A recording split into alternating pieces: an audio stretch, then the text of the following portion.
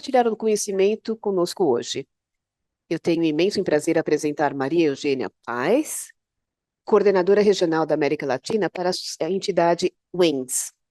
Maria Eugênia trabalha mais de uma década na construção de parcerias multissetoriais, mobilizando recursos financeiros e não financeiros para a sociedade civil na América Latina. Ela é consultora da WINGS atualmente. A WINGS é uma comunidade global de organizações que apoiam o desenvolvimento e filantropia. Ela é líder do Grupo de Trabalho da América Latina e Caribe. Seu objetivo é fortalecer o ecossistema de apoio à filantropia nos países da região. É isso mesmo. Só que Maria Eugênia não está sozinha. Nesse painel, contamos também com Artemisa Castro, diretora executiva da organização mexicana FASOL, Fundo de Ação Solidário. FASOL é um fundo dedicado a apoiar os grupos coletivos de base que lutam por suas próprias iniciativas e seus direitos socioambientais. Maria Eugênia é bióloga e doutora em Ciências do Mar. Ela fundou a FASOL em 2007 com outros ativistas ambientais. Este foi o primeiro fundo dedicado a apoiar as ações comunitárias para melhorar as condições sociais e ambientais, ao mesmo tempo que empodera as mulheres na criação das redes. Temos também Jasmine Moraes. Ela é representante da rede Como A no Brasil. Yasmin é uma pessoa queer e bissexual. Ela tem formação em relações internacionais e um mestrado em poder, participação e mudança social. Ela trabalhou com programas de capacitação e concessão de bolsas para jovens ativistas e empreendedores sociais. Também se ocupa em gestão comunitária, facilitação e pesquisa participativa. Faz parte da equipe de programas da Rede Como A, com um enfoque na promoção de ações de defesa e sistema filantrópico com os membros da rede. Rede Como A é um espaço que reúne fundos temáticos independentes, comunitários, de fundações comunitárias e organizações doadoras. Eles mobilizam recursos de diversas fontes para apoiar grupos, coletivos, movimentos e organizações da sociedade civil. E, finalmente, temos Guilherme Sanches. Ele é diretor executivo da Fundação Aldeia de Nicarágua. Guilherme é engenheiro industrial, tem um mestrado em gestão empresarial e uma segunda em gestão industrial. Guilherme tem 14 anos de experiência profissional, com 2 anos como diretor executivo da Fundação Aldeia.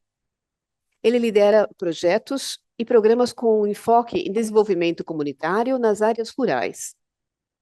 A Aldeia desenvolve projetos de base comunitária em base a 3 programas.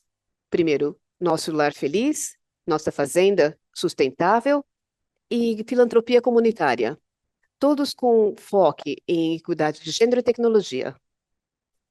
Então, sejam bem-vindos. Cada palestrante tem 4 minutos para responder às perguntas desse painel, onde participam organizações que fazem filantropia comunitária para melhorar as condições de vida das comunidades.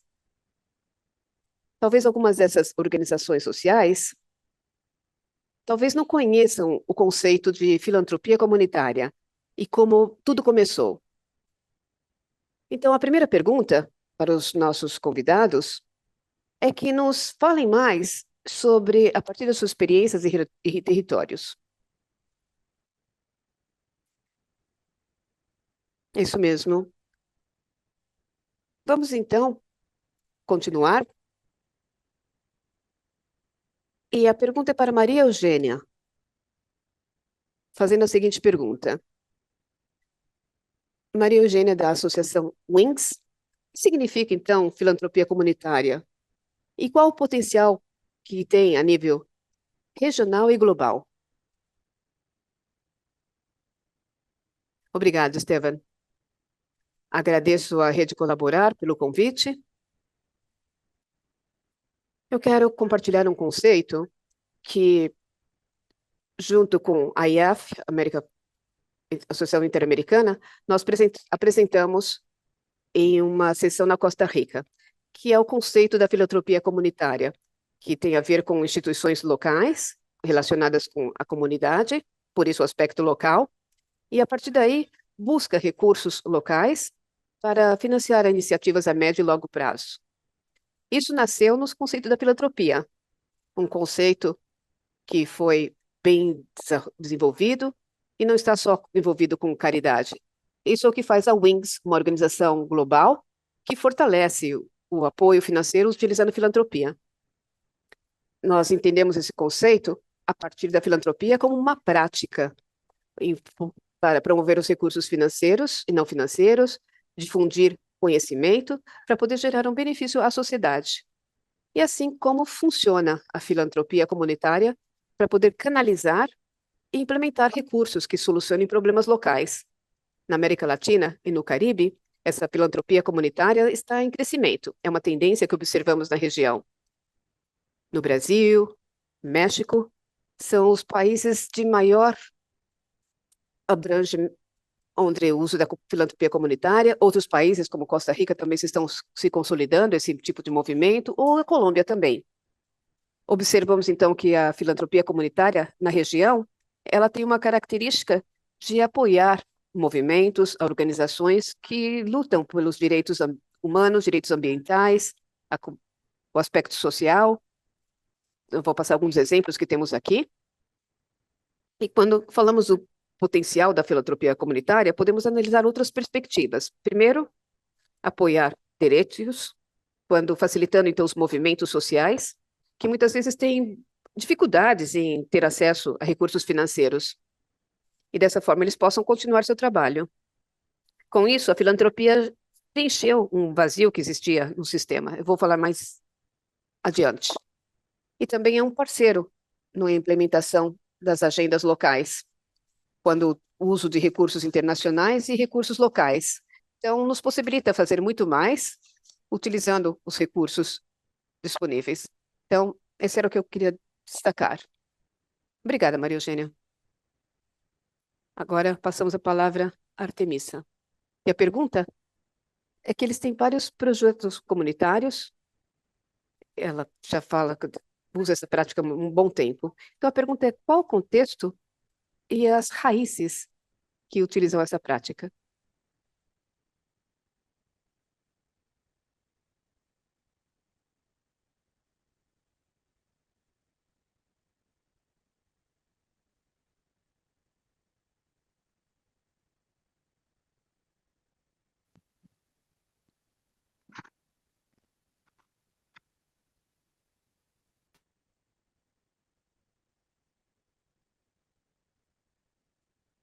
Ok, Artemisa, já pode falar. Desculpe. Artemisa aparentemente tem problemas com a internet. Não sei se consegue me escutar. Por favor, vem novamente e vamos ver se conseguimos melhorar a conexão.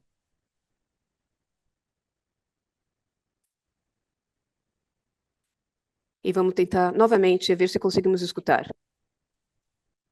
Então, enquanto ela tenta solucionar seu problema da internet, vamos fazer agora a pesquisa, fazer a mesma pergunta para Yasmin. Yasmin, é a mesma pergunta, ok? Qual o contexto e quais são as raízes das comunidades que utilizam essa prática da filantropia?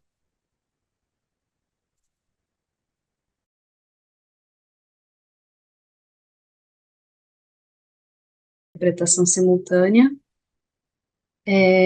Todo mundo me escutando bem em espanhol com a interpretação? Beleza. Pessoal, então, sou Yasmin, aqui da Rede Colaborar, da Rede Colaborar também, mas da Rede Como A no Brasil. Vou falar um pouquinho desde a nossa experiência com relação ao contexto, de onde nasceu a filantropia comunitária.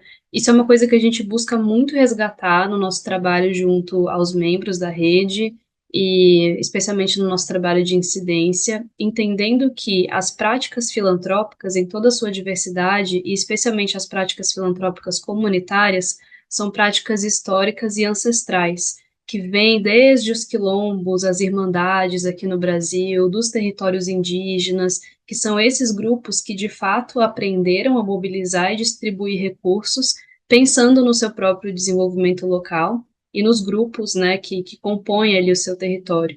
Então, quando a gente pensa a filantropia comunitária hoje, na rede como a gente entende que esse é um conceito em constante evolução, que não é um conceito estático, e que envolve colaborações e articulações entre diferentes agentes sociais. Então, é um conceito bastante múltiplo, que toma diferentes formas em diferentes territórios, mas o mais importante que a gente busca resgatar com a filantropia comunitária é a não imposição de soluções pré-estabelecidas e trazer autonomia para que as comunidades possam encontrar suas próprias soluções para os seus desafios, promovendo ali o seu bem coletivo. Na rede, a gente costuma muito usar o termo filantropias comunitárias, no plural, justamente para evidenciar essa diversidade de práticas que a gente vê nesse campo. Então, embora hajam algumas distinções entre diferentes termos da filantropia comunitária, a gente costuma muito usar também, por exemplo, o termo filantropia para a justiça social, que também é uma forma de evidenciar que essa prática seja uma prática que redistribui poder para as comunidades e que seja uma prática não só de apoio com recursos, mas também uma prática de justiça social, que é uma questão que a gente busca enfatizar bastante. É, e aí é importante trazer, então, esse conceito de filantropia para a justiça social alinhado ao conceito de filantropia comunitária, buscando essas práticas concretas, essas experiências relevantes para as próprias comunidades, e desafiando, então, a filantropia que a gente chama, né, pode chamar de filantropia das elites, ou, enfim, existem outros termos para filantropias que foram desenvolvidas ao longo do tempo, se distanciando das comunidades. Né? Então, existe uma filantropia tradicional no nosso ecossistema que busca os seus próprios interesses, que é uma filantropia muito pautada pelas agendas capitalistas e tudo mais, e a gente traz a filantropia comunitária, a filantropia para a justiça social, em contraponto a essa filantropia de elites que é distante das comunidades, né? Buscando resgatar as práticas de filantropia comunitária das próprias comunidades para elas mesmas. Na rede, a gente tem dois tipos de fundos que fazem esse tipo de trabalho. Então, existem os fundos territoriais, que são focados num território, numa região geográfica específica, e existem os fundos temáticos, que são focados no tema de justiça socioambiental e direitos humanos, de forma bastante ampla também. Um exemplo de um fundo temático é o Fundo Casa Socioambiental, por exemplo, que compõe a rede, e que faz todo o processo de decisão dentro do fundo de forma horizontal, entre as pessoas que compõem os seus conselhos, os seus colaboradores, que são pessoas que representam as comunidades. Então, isso passa por todo um processo de escuta para entender demandas, entender dificuldades e tornar esse processo de acesso a recursos acessível e flexível para essas pessoas. Um exemplo de fundo territorial é a Casa Fluminense, no Rio de Janeiro, que atua na região metropolitana do Rio, para ações de mobilização comunitária, para monitoramento cidadão, não apenas dando recursos, mas auxiliando também as comunidades a fazerem a sua incidência política para temas que são caros para a comunidade. Então, eu quis trazer esses dois exemplos para ressaltar que a filantropia comunitária, da forma que a gente enxerga na rede como não é apenas uma filantropia que busca redistribuir recursos, não é uma filantropia que busca somente fazer o regranting, como a gente chama, né? É uma filantropia que nasce dos próprios movimentos, é uma filantropia que está próxima das bases, que está próxima das comunidades e que enxerga o seu trabalho não só como um trabalho de apoio financeiro, mas um trabalho de incidência política também, um trabalho de luta política e de justiça social, fortalecendo a democracia, fortalecendo o espaço cívico e aí, né, reiterando a nossa importância também, não só de acessar recursos, mas também de mudar as estruturas de como essa filantropia funciona historicamente. E uma última coisa que eu queria apontar é que a filantropia comunitária, com esse termo, ela nasceu no Norte Global, com o termo filantropia comunitária. Mas aqui na nossa região, na América Latina, a gente traz para ela características próprias, características nossas. A gente gosta de falar que a gente tropicaliza a filantropia comunitária, para que ela tenha a nossa cara, a nossa forma de fazer, e a gente luta cada vez mais para que outras formas de fazer e de pensar, recursos, de pensar na sua atuação, tenham visibilidade dentro do ecossistema filantrópico, para que a gente possa tratar a questão dos recursos, né, de maneira horizontal, de maneira flexível, valorizando também os conhecimentos ancestrais e tudo mais que esse tipo de filantropia carrega, como eu falei no começo. Então, é isso que eu queria destacar agora para começar. Obrigada, Yasmin, por sua intervenção. Agora, vamos passar a palavra ao Guilhermo. Guilhermo, essa Fundação Aldeia, por que é tão relevante a filantropia comunitária para o desenvolvimento das organizações sociais? E como é que o impacto pode ser mais sustentável ao longo do tempo? Guilhermo, passamos a palavra. Bom dia. Em primeiro lugar, agradeço o espaço. Para mim é um prazer poder compartilhar com vocês a minha experiência. Filantropia comunitária, quando partimos de uma definição, ela já está bem clara, mas ao mesmo tempo é importante notar que não tem duas observações. Ou seja, nós temos uma filantropia comunitária que é regional, ela depende do contexto, da cultura, porque na América Latina, nós temos uma grande parte da população que fala espanhol. Entretanto, a cultura é bem diversificada. Por isso, o aspecto da filantropia é diferente conforme o contexto ou a região. E a partir daí, nós podemos nos perguntar por que é importante o desenvolvimento da filantropia. Então, isso muda bastante, porque quando falamos de promover o desenvolvimento, nós precisamos de recursos. E é isso que a filantropia comunitária faz. Ela nos habilita essa condição. No nosso caso, foi um processo muito interessante. Nós trabalhamos com comunidades rurais, onde desenvolvimento é um pouco mais lento do que em comparação às áreas urbanas, justamente porque nós não temos recursos suficientes. Entretanto, quando nós implementamos esse conceito de filantropia comunitária, nós percebemos que as comunidades rurais mais distantes, elas têm a sua própria riqueza e é incrível o talento, recursos humanos, em termos de mão de obra. E por que é importante a filantropia? Ela promove a participação ativa. E a partir da participação ativa é que depende o desenvolvimento da comunidade. E nós, como organização, podemos chegar com um projeto super interessante, mas se não houver o envolvimento, se não tiver essa sensação de pertencimento, a ideia do fim, não segue adiante, não consegue superar as barreiras da sustentabilidade a longo prazo.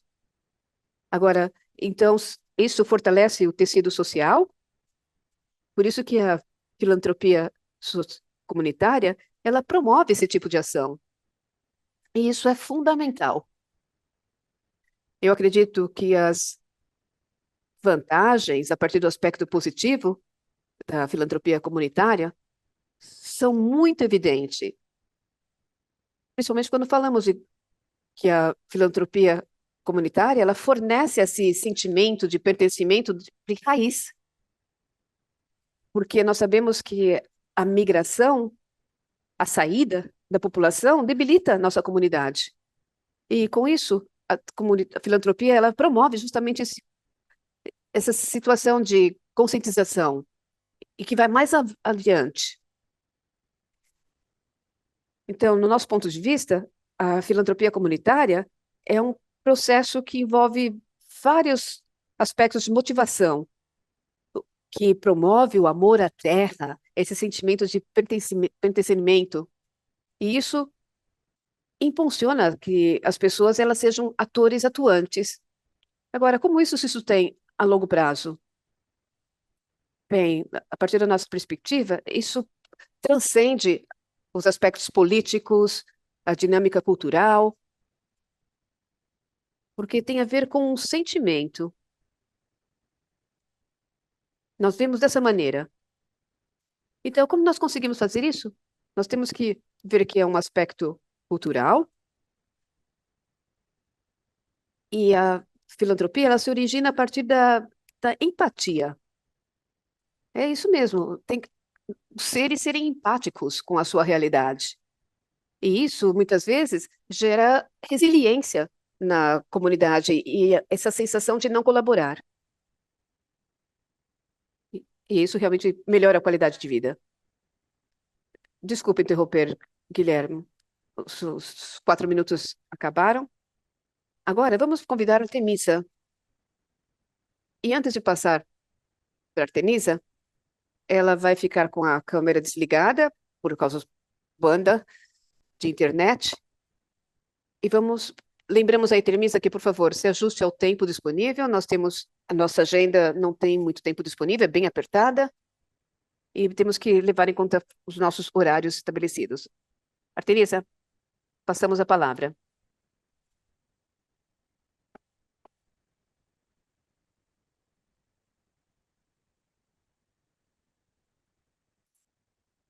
Então, alguns minutinhos adicionais a Artemisa. Vamos ver se ela consegue finalmente se conectar por áudio. Nos escuta, Artemisa?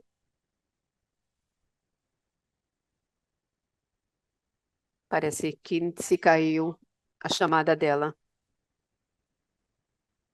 Então, ela está na Baixa Califórnia e creio que vai ser um pouco complicado para ela conseguir se conectar. Então, de toda maneira, agradecemos a possível participação dela. Se ela conseguir, em algum momento nós retornamos, mas parece que agora não vai ser possível. Então, vamos dar seguimento. Então, gostaríamos de nos ir mais a fundo. Então, quando falamos das filantropia, ela promove melhores condições, e incluso transfronteiras, que está sendo feito pelo WINDS. E essas doações transfronteiriças, ela apoiam a sociedade civil e o ecossistema filantrópicos. Então, queremos conhecer melhor essa situação e as recomendações de cada uma das entidades para promover ambientes de filantropia comunitária que sejam adequados à colaboração. Então, Maria Eugênia, quais são as generalidades descobertas pela WINDS sobre as condições atuais da filantropia na região? E que alternativas você sugere para criar ambientes onde que essas restrições sejam reduzidas?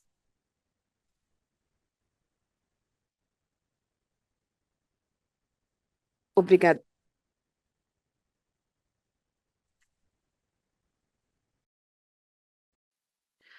Para o entendimento que todos nós temos de filantropia comunitária, não apenas os termos de filantropia comunitária, mas de todos os setores sociais, sempre estão mudando, né? O setor, nada está escrito na pedra.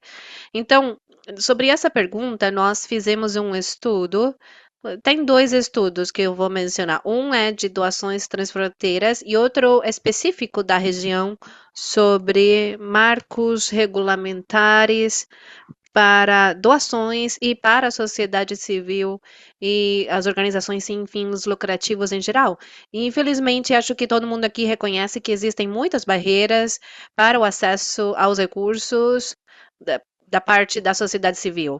Em relação às doações transfronteiras, devemos entender que os governos tendem a limitar os recursos para a sociedade civil como uma maneira de fechar o espaço para essas associações, por exemplo, aumentando o custo das transações ou qualificando certas associações como suscetíveis de receberem recursos do terrorismo, etc. E dessa maneira eles vão fechando o acesso aos recursos. É uma maneira de afogar a sociedade civil nos países, principalmente onde tem governos autoritários. E esse é um desafio não apenas para a filantropia comunitária, mas para toda a sociedade civil e para as organizações internacionais que querem enviar recursos de fora para os nossos países e que se deparam com todas essas restrições. E como mencionei, em 2022 foi lançado um relatório junto aos CEPs da Universidade Adolfo Ibáñez do Chile e também a Universidade da Indiana, com o apoio da Fundação Interamericana e também do Grupo Wings para a América Latina e o Caribe. E ali vimos que existem muitas barreiras para a filantropia local, comunitária.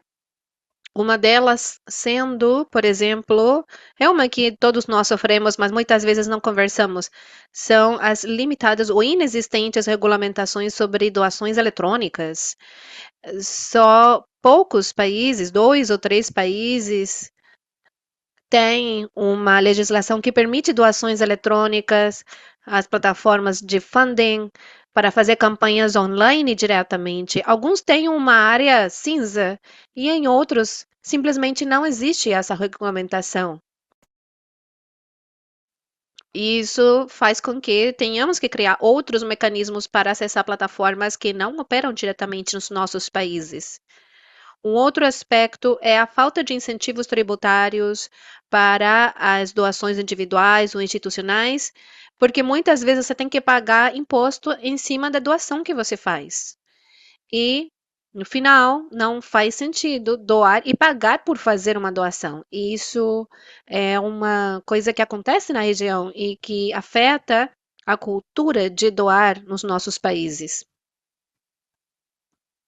Outros desafios e nas respectivas organizações da sociedade civil e suas legislações, muitas vezes vemos que a legislação só permite que instituições registradas legalmente sejam donatárias autorizadas, possam receber recursos. Então, isso deixa de fora grupos que não estão registrados, mas que estão na linha de frente na luta pela justiça ambiental, social, pelos direitos humanos.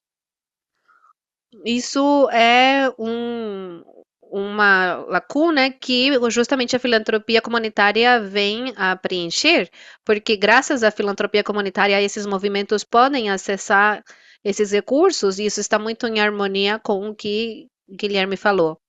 E um outro aspecto chave que nós vimos no estudo são as narrativas e as ações tomadas pelos governos da região para fechar o espaço cívico, para apontar a filantropia e a sociedade civil como inimigos, muitas vezes, e existem exemplos como Nicarágua, Venezuela e México.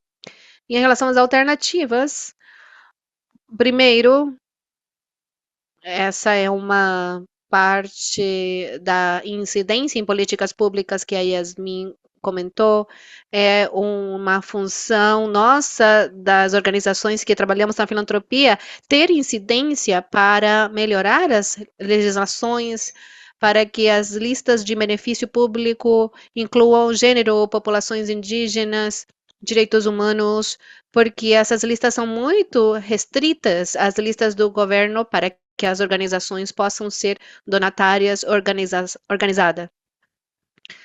As filantropias locais e todos os tipos, incluindo a tradicional, como a Yasmin falou, e a filantropia internacional, a mensagem para elas é que continuem apoiando os movimentos e organizações dos países que defendem os direitos. Também promover a cultura da doação, como o Guilherme falou, e fortalecer o ecossistema de filantropia, que tem a ver com apoio para organizações que têm incidência nas políticas para ter um melhor ambiente habilitador para a sociedade civil, para produzir conhecimento. Muito obrigado. Bom, isso é tudo. Muito obrigada. Obrigado. É um mundo amplo de conhecimentos. Muito obrigado, Maria Eugênia. Agora vamos ouvir Yasmin. Yasmin, como estão as condições para a filantropia atualmente no Brasil e na rede como a? Quais alternativas vocês acharam para promover um espaço habilitador para essa prática? Por favor, Yasmin. Obrigada, Esteban. A gente se identifica muito com o que disse Maria Eugênia sobre as dificuldades, os desafios que a gente enfrenta aqui na América Latina. No Brasil, a gente teve aspectos positivos novos com esse novo governo, né, que começou em 2022, depois dos anos de governo de extrema-direita do Bolsonaro, que acredito que vocês acompanharam. Esse novo governo criou novas oportunidades, ou resgatou, né, oportunidades de participação social que havíamos perdido no governo anterior. Criou um Ministério dos Povos Indígenas, por exemplo, criou uma Secretaria Nacional inédita para as periferias, com a liderança de uma pessoa do Movimento dos Trabalhadores Sem Teto, recriou ministérios que tinham sido desmontados no governo anterior, como o Ministério das Mulheres, dos Direitos Humanos, criou também o Ministério da Igualdade Racial. Então, foram avanços bons, porém, persistem muitas ameaças com relação ao acesso a direitos e a grupos marginalizados e a minorias políticas, especialmente no acesso a recursos para que esses grupos possam continuar lutando e protegendo as suas vidas e os seus territórios, né? Esses grupos ainda se colocam em risco a sua própria existência, então ainda existe uma necessidade, né, por manter o apoio a esses grupos. E, além disso, a gente enfrenta bastante desconfiança ainda com relação à sociedade civil organizada. Então, assim como disse Maria Eugênia, aqui no Brasil, a gente também enfrenta políticas públicas que dificultam, por exemplo, o recebimento de recursos do exterior, tentativas, né, de alguns setores ali da política tradicional, de dificultar um pouco o nosso trabalho. Além de tudo, a gente enfrenta alguns desafios também com relação ao perfil da filantropia brasileira como um todo, né? Como eu falei para vocês, é uma filantropia bastante conservadora, e bastante associada aos interesses das grandes empresas, das famílias politicamente influentes aqui no Brasil. Em 2022, a gente teve um censo de uma organização chamada GIF, que revelou um pouquinho dos interesses de doação dessas grandes organizações, dessas grandes empresas da filantropia tradicional, né, ou do investimento social privado, como eles costumam se chamar. E a gente vê, por exemplo, que o apoio a terras indígenas fica em menos de 10%, que o apoio a pessoas quilombolas fica em 10% também, que o apoio a minorias em geral, às vezes fica em 3, 4%, o apoio a pessoas com deficiência está em 4%, o apoio à igualdade racial também bastante baixo. Então, um ator da filantropia bastante influente, mas que doa muito pouco para a sociedade civil e doa muito mais para os seus próprios projetos, para a execução dos seus próprios projetos. Então, a gente tem uma cultura de filantropia ainda bastante associada aos interesses das elites e uma cultura de doação social ainda bastante focada em emergências, em assistência social e tudo mais. E por isso a gente luta para construir um espaço mais propício para a filantropia comunitária e para a filantropia de justiça social aqui no Brasil. Como eu falei no começo, a gente faz bastante um trabalho de incidência política no ecossistema filantrópico, dentro desse próprio ecossistema, para que haja mais espaço e mais visibilidade para as práticas de filantropia comunitária. A gente faz isso através do trabalho em rede, então engajando os nossos membros, né, alinhando os nossos objetivos de incidência, as nossas estratégias, usando esse trabalho em rede para sustentar as nossas ações. É trabalhando em rede que a gente consegue influenciar mais e sustentar ao longo do tempo o trabalho que a gente faz. A gente busca também uma construção conjunta de capacidades, então, dentro da rede, a gente abre espaços de reflexão, de trocas de experiência, de intercâmbios, de debates sobre esse contexto político, né, esse cenário que eu estava falando um pouquinho aqui para vocês. A gente também busca parcerias-chave dentro do ecossistema filantrópico, então parceiros como vocês, que também são donatários da IAF, WINS, enfim, todas essas parcerias são muito importantes para a gente conseguir fomentar essas práticas de filantropia comunitária. A gente também realiza parcerias estratégicas com o investimento social privado, porque a gente acredita que é importante que haja esse diálogo, né, com esses atores também. E eu queria dar um último destaque, está acabando o tempo, então, último destaque para a produção de conhecimento, que para nós é uma estratégia bastante interessante também para criar esse espaço mais propício para a filantropia comunitária no ecossistema. Produzir e disseminar conhecimento nos ajuda a trazer mais evidência para as práticas e para a transformação que a filantropia comunitária gera. nos nossos territórios. Ajuda a gente a mostrar que a gente existe e que a gente está contribuindo com o fortalecimento da democracia, da justiça social, do espaço cívico, do acesso a direitos. Eu vou compartilhar com vocês aqui no chat um link de uma plataforma em que a gente junta essa produção de conhecimento para vocês conhecerem um pouco melhor, porque acabou o tempo, eu não posso mais falar. Mas obrigada. Perfeito, muito obrigada, Yasmin. Obrigada também por respeitar o tempo. E Diana, vou passar a palavra porque a Artemisa queria muito compartilhar algo com a gente. Ela escreveu no chat, Diana, você pode falar para nós? Com certeza. Artemisa fala, a Fasol incursionou na filantropia comunitária há mais de 8 anos e tem sido um caminho de aprendizado para entender em profundidade o que essa prática envolve. Ela pode dizer que, de dentro da organização, eles veem a filantropia como uma prática realizada desde tempos ancestrais nas comunidades, particularmente em comunidades originárias, embora também sejam realizadas atividades com esse foco por parte de comunidades não indígenas. Obrigada, Diana. Será que te interrompi? Não, eu vou falando aos poucos o que ela fala no chat. Então, agora vamos ouvir Guilherme. Como estão as condições para a filantropia atualmente na Nicarágua e da Fundação Aldeia?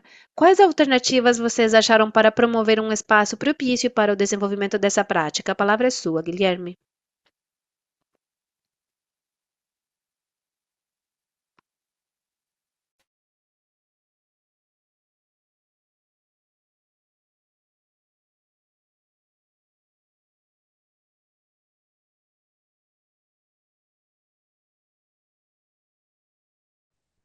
O Fundo de Inovação e a nível de obras públicas, nós temos algumas restrições,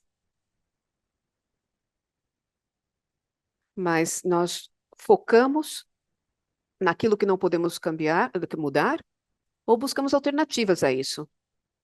Então, o nosso enfoque, com base ao tempo e experiência que nós temos, tem sido muito específico. Eu quero aproveitar a oportunidade para agradecer a Sol e a comunidade aqui, que nos permitiu esse intercâmbio, e eles nos ajudaram a entender. E nós temos que nos concentrar, quando falamos desse tipo de restrições, e quando a comunidade como que são beneficiados. Então, o que nos passaram, essa filantropia é uma forma de pensar, é um conceito importante de empatia, e para poder fazer isso, é necessário implementar um processo essencial de informação, e a partir daí nós podemos desenvolver a cultura de filantropia com conscientização. Também é importante reconhecer as contribuições que são feitas à comunidade. E eu quero dizer com isso, eu não quero falar tanto das restrições, mas sim como encontrar soluções. E com a Fundação Interamericana, nós tivemos uma experiência muito bonita. Foram feitos financiamentos de alguns microprojetos que tinham um perfil mais comunitário. Ou seja, com $200.000, nós conseguimos levar água potável a 7.000 pessoas. E isso tem um custo elevado. E o que conseguimos fazer? Foi possível resolver o problema? Não. Mas pelo menos nós conseguimos que a comunidade se mobilizasse para ações. E as organizações parceiras, para nós atuamos mais como um canalizador.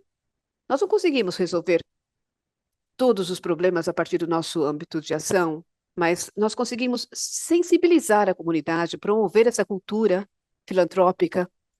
E a partir daí, o que aconteceu? Nós incorporamos a filantropia comunitária como um programa importante da nossa entidade. Mas depois de fazer várias reflexões, nós nos demos conta de que essa filantropia ela tem que estar presente em todos os programas. Por exemplo, a sustentabilidade, que promove melhora produtiva, aqui também pode utilizar-se o financiamento comunitário. Então, foi importante identificar as barreiras e, a partir daí, fazer ações que possam trazer resultado. Outro aspecto importante são as alianças estratégicas com o governo, com a iniciativa privada, com as comunidades. Nós tivemos algumas experiências bastante importantes nesse sentido. Por exemplo, nesse governo atual, nós conseguimos realizar bons projetos. De que maneira? Então, nesses mapas de atores principais, nós temos os principais e os complementares. E nós conseguimos envolver a comunidade. Esse foi basicamente o meu resumo. Privado. Obrigada, Guilherme, por sua intervenção. Eu quero fazer uma pergunta, Artemisa, que respondeu aqui. Qual é o contexto de filantropia a partir de FASOL e suas iniciativas? Quais foram as alternativas que encontraram para melhoras? E ela respondeu: hoje, acreditamos que o conceito de filantropia comunitária está em desenvolvimento e abrimos a discussão para definir quais são os atores principais. E para isso é necessário ter uma conceptualização que possa chegar a todos os interessados que são envolvidos nesse processo. Alguns dos temas principais, na nossa opinião, são ter claramente definido quem são os indivíduos que praticam a filantropia comunitária. É importante também democratizar as relações estabelecidas e quem são os que vão contribuir com doações e recursos. E quem são as comunidades que serão beneficiadas pelas ações e recursos? A Artemisa vai continuar colocando no nosso chat as ações. E, finalmente, nós nos unimos à ideia de que a filantropia comunitária requer uma redefinição da participação da comunidade. Sim, quero agradecer a Artemisa por seu esforço e buscando para poder passar para nós essa ideia do seu conhecimento. Artemisa, obrigada por seus esforços. Agora, vamos à terceira pergunta. E queremos conhecer melhor a colaboração de multiatores e que trazem melhoras no ambiente para que a filantropia comunitária possa crescer. Nós aqui promovemos um trabalho de articulação entre as associações. E, com isso, queremos analisar um pouco o aspecto colaborativo e de que maneira promove a filantropia. Passo a palavra, então, a Maria Eugênia com a seguinte pergunta. Quais são as propostas da WINS para introduzir melhores condições para a filantropia comunitária a partir da colaboração de multiatores? De novo, Esteban, agradeço ter levantado essa pergunta. O Guilherme mencionou vários desses aspectos, eu vou rever novamente. É importante analisar que todos nós temos problemas no nosso contexto, na nossa região, e eles não se resolvem da noite para o dia. E como disse Guilherme, não é possível resolver todos os problemas, mas é importante ter ações coletivas que não só trabalhem com esses problemas, mas também abordem os aspectos culturais. Para tanto, é necessário ter colaboração coletiva e também entre os diversos tipos de filantropia. Por exemplo, existe muita colaboração de filantropia internacional, comunitária, da região, mas também é importante ter uma colaboração entre os diversos tipos de filantropia entre os países, como destacado por Yasmin, entre o trabalho que eles estão fazendo a partir de parcerias.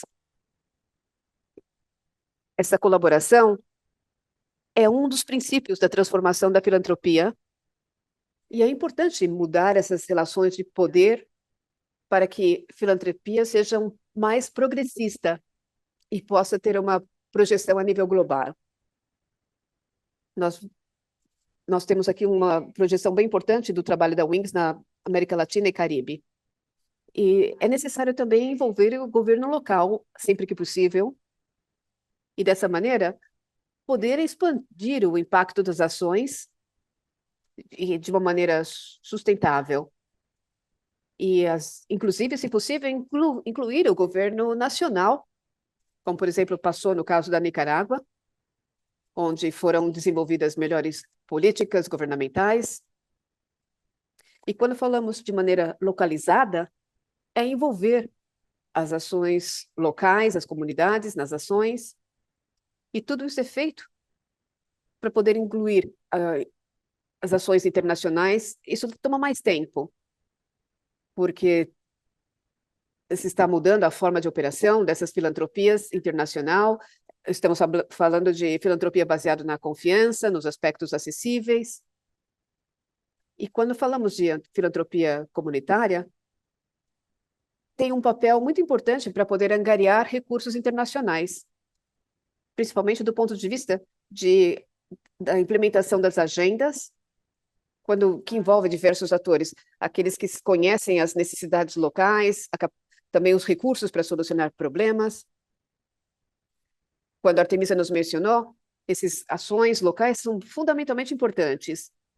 E isso também se vê o impacto na sociedade, de que forma as doações elas trazem resultados, como mencionado pelo Guilherme.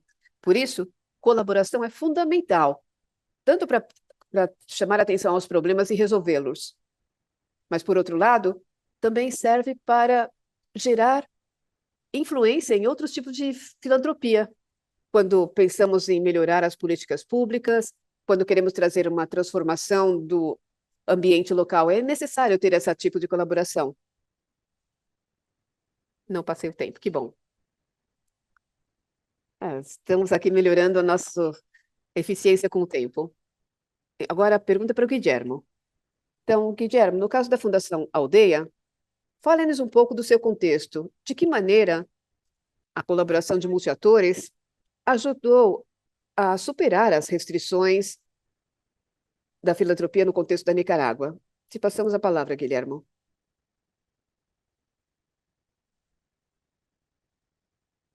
Quando falamos de restrições, existem diversos níveis de restrições. E quando saímos da premissa que nós temos essa filosofia de que as comunidades enfrentam, ou seja, ninguém é tão pobre, miserável para não poder contribuir, e ninguém é tão rico para não necessitar. Então, essa é uma visão um pouco generalizada da situação. Então, é importante desenvolver as mensagens que são direcionadas aos diversos atores para tratar com os diversos problemas e poder implementar as ações filantrópicas. No final, isso é um aprendizado contínuo. E nós vamos nos ajustando conforme necessário, segundo o enfoque do trabalho ou as populações com as quais lidamos. E essa participação de diversos atores é fundamental. E nós damos prioridade às ações onde são mais urgentes para a comunidade. E é importante, a partir do conhecimento local dos atores da situação, aqui nós estamos considerando a partir da coordenação local para ter um acompanhamento dos projetos. E a partir do desenvolvimento das habilidades dos indivíduos, porque no final nós buscamos então melhorar as condições do indivíduo, da família, porque se a família estiver bem, eles têm condições de prosperar, tem toda a estrutura no ambiente social da região. E nós, então, fazemos uma conscientização, sensibilizamos, e a partir daí tratamos de obter resultados. Trabalhando com as pessoas da comunidade, eles que são os líderes no processo de mudança. Então, essa é a estratégia que desenvolvemos e seguimos, no nosso caso. Então, tivemos que passar por essa curva de aprendizado e também, ao mesmo tempo, desaprender para poder desenvolver essas melhorias. Então, em algumas comunidades o processo é mais rápido, em algumas são mais lento. E isso nos diz bem claro o que são as dificuldades da implementação da filantropia a nível dos diversos atores, do reconhecimento desses diferentes atores, o que cada um contribui e qual a importância de sua contribuição para o desenvolvimento. Então, essa é mais ou menos a via da dinâmica da filantropia comunitária na nossa região. Nós, de uma maneira bem humilde, continuamos aprendendo e a Associação Interamericana foi um ator muito importante nesse aspecto, dando para nós a possibilidade de continuar aprendendo. E seguramente, eu tenho certeza que nós vamos conseguir fazer coisas maiores ainda. Guilherme, muito obrigada por sua intervenção. Agora essa pergunta é para a Artemisa. Ela conseguiu finalmente estar aqui conosco? Queremos que ela nos fale, a partir das restrições que estão vivendo na sociedade civil, que propostas eles têm para a filantropia ser sustentável no país? Então ela respondeu, no México, o setor sem fins lucrativos, que onde estamos envolvidos para instituições filantrópicas, é o setor que tem menos tido fiscalização. E a atual administração, ela tem colocado uma ênfase em criar esse tipo de fiscalização. E isso representou para as organizações como nós, em que quer revisões profundas dos nossos alinhamentos, principalmente as obrigações administrativas, contábeis e fiscais. Isso foi uma mudança muito importante nos nossos procedimentos internos para poder dar seguimento ao nosso trabalho. Nós temos desenvolvido instrumentos e mecanismos para que possamos dar continuidade aos grupos de base e comunidade. Também, em paralelo, nós estamos tratando de entender como passar esses problemas aos beneficiários e nós estamos trabalhando em fortalecer para evitar problemas quando recebemos os recursos. Justamente, a nossa estratégia é construir alianças e estamos nos desenvolvendo para reduzir a vulnerabilidade e incrementar o impacto. Muito obrigado, Artemisa. Gratidão especial por contribuir com suas ideias e suas contribuições neste importante painel. Muito obrigada. Finalmente, vamos pedir para a Yasmin sua resposta.